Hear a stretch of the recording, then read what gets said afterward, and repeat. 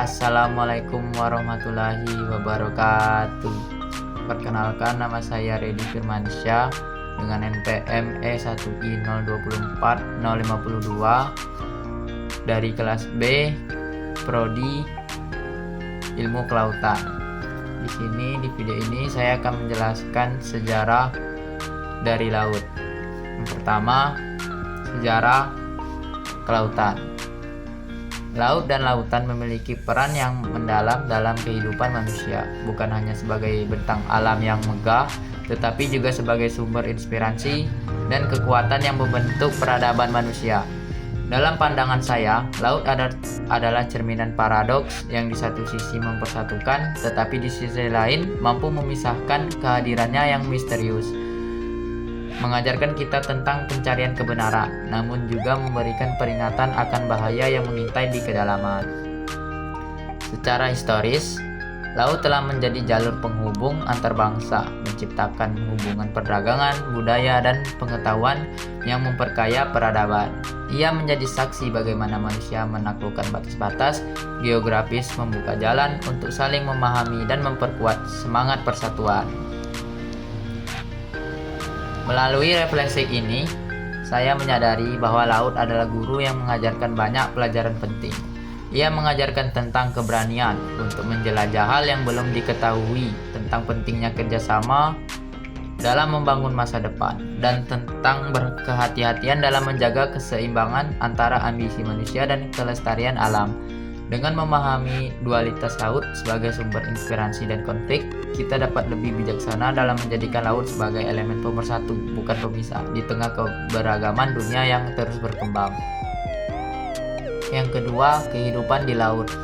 Sebagai negara kepulauan dengan kekayaan laut yang melimpah, Indonesia memiliki tanggung jawab besar untuk menjaga potensi sumber daya lautnya.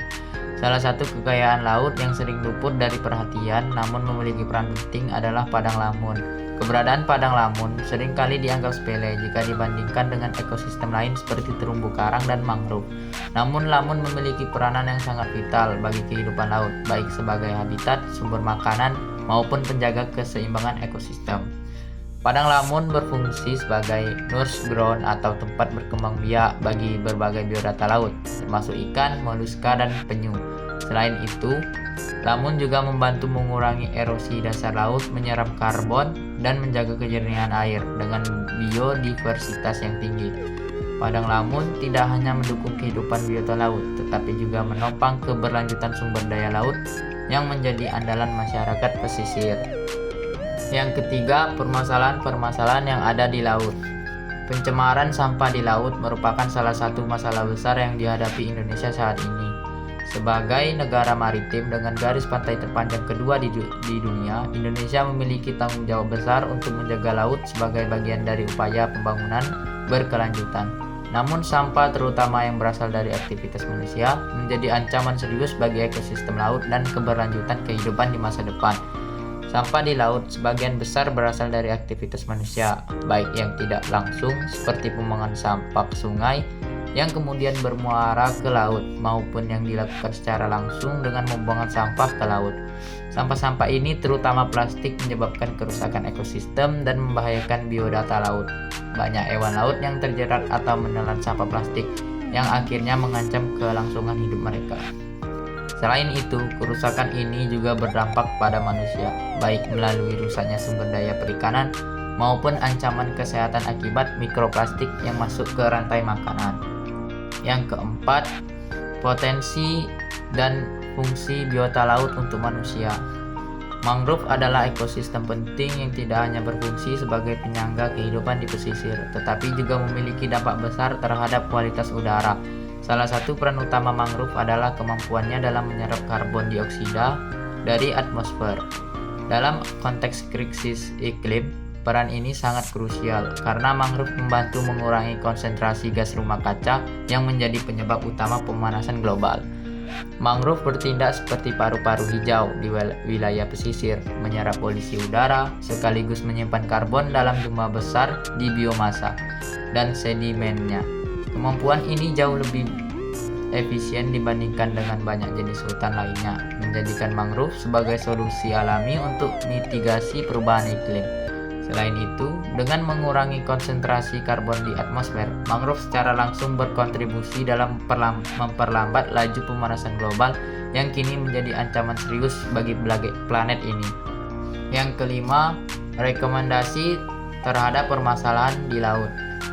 Pembuangan sampah ke laut seringkali terjadi akibat kurangnya pengetahuan masyarakat tentang dampak buruk sampah terhadap lingkungan.